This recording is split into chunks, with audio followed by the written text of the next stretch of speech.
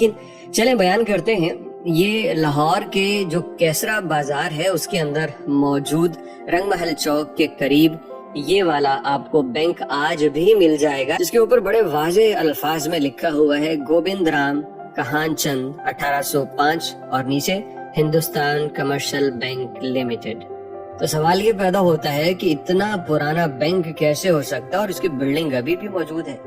تو اس کی سٹوری کچھ اس طرح سے ہے کہ یہ بینک جو ہندوستان کمرشل بینک ہے اس کو 1805 میں اسٹیبلش کیا گیا تھا اور پہلی برانچ امرتسر میں بنائی گئی، اس کے بعد بنگال میں 4 سال بعد بنی اور کچھ سال بعد لاہور میں یہ برانچ بنائی گئی. لاہور میں 2 برانچیں بننی تھی لیکن یہ ایک بنی جو کہ رنگ محل چوک کے قریب ہی ہے کیونکہ یہ اس وقت بزنس کا گڑھ ہوا کرتا تھا.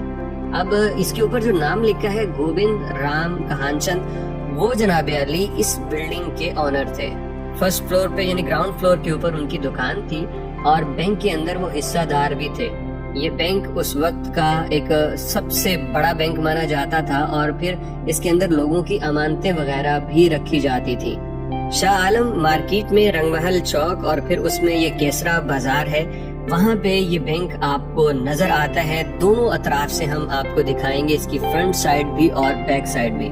لیکن تاریخ اس کی بڑی دلچسپ ہے اور ہو سکتا ہے کہ نہ مانی جائے. عام طور پہ آپ لوگوں نے یہ سن رکھا ہے کہ تقسیم کے وقت سکھوں اور مسلمانوں کا بڑا نقصان ہوا.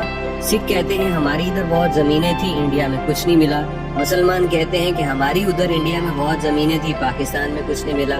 کسی کی نفی نہیں ہے، بالکل سارے سچے ہیں. لیکن ہندوؤں کا بھی اتنا نقصان ہوا کہ وہ بھی شاید کوئی اندازہ نہیں کر سکتا کہ ہندو اس ایریا میں راج کرتے تھے. کاروباری لحاظ سے دیکھا جائے یا انتظامی امور میں ہر جگہ ہندو ویل سیٹلڈ تھے، جس کی مثال یہاں پہ یہ جو سنار بازار ہے اس سے ملتی ہے. درج ہے کتابوں میں کہ یہ آج بھی رنگ محل چوک میں اس جگہ اس بینک کے سامنے سنار مارکیٹ ہے، سونے کا کام ہوتا ہے. لیکن اس وقت یہاں پہ ہندوؤں کا کاروبار تھا، سب سے زیادہ ہندو تھے اور ان کے پاس لوگ اپنی امانتیں رکھوایا کرتے تھے جو وہ مہینے کی یا سالانہ فیس لے کے، جس طرح آج بینک کرتے ہیں فیس لے کے وہ ان کی حفاظت کیا کرتے. لیکن کبھی کسی کو شک نہیں ہوتا تھا، کسی کو گلہ نہیں ہوتا تھا کہ ہم نے کسی ہندو کے پاس امانت رکھوائی اور وہ اس میں کوئی ہیرا پھیری کر گیا ہو. تو یہ ایک پورا نیٹ ورک تھا یہاں پہ ہندوؤں کا. نسبت روڈ پہ ان کی دکانیں، لاہور کی بڑی بڑی مارکیٹس میں جو ٹاپ کے تاجر تھے وہ ہندو تھے.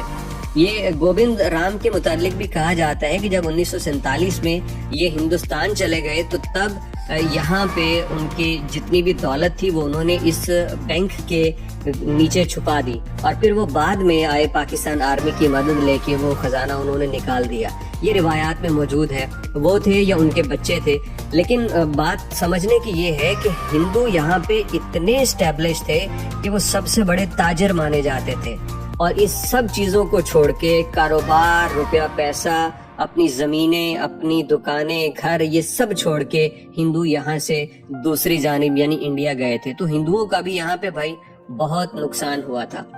جو بلڈنگ آپ نے دیکھی یہ ضروری نہیں کہ 218 سال پرانی ہی ہو، اس میں ہو سکتا ہے کہ یہ کافی بعد بنی اور پھر اس کو دوبارہ سے رینوویٹ کیا گیا ہو. لیکن یہ کنفرم ہے کہ یہ تقسیم ہندوستان سے پہلے کی بلڈنگ ہے، یعنی مانا جائے تو کوئی 80-90 سال تو کنفرم لوہے پہ لکیر ہے، یہ اس سے زیادہ پرانی ہے. لیکن اس کی آج بھی آپ حالت دیکھیے، اس کے اوپر جو لکھائی ہے وہ ابھی 2023 کے اندر بھی بالکل جوں کی تو موجود ہے. ہم نے کوشش کی تھی یہاں پہ اندر جانے کی، لیکن جو اس کے آنر ہیں اس وقت انہیں شاید یوں لگا کہ ہم کوئی شاید پراپرٹی ٹیکس یا کوئی ایسے ادارے کی جانب سے نہیں آ گئے. تو مجھے کہتے کہ یہاں پہ تو کچھ نہیں ہے، آپ نے ویڈیو بنانی ہے تو جاؤ جا کے سنہری مسجد کی بناؤ، اور جگہ ہیں یہاں پہ آپ کو کچھ نہیں ملنے والا. تو مجھے لگا کہ ان کا یہ موقف بھی جائز ہے، ایسے بغیر کسی تعلق واسطے کے کوئی اپنی دکان یا چھت پہ کیسے آنے دے سکتا ہے. تو خیر یہ تھا وہ ہندوستان کمرشل بینک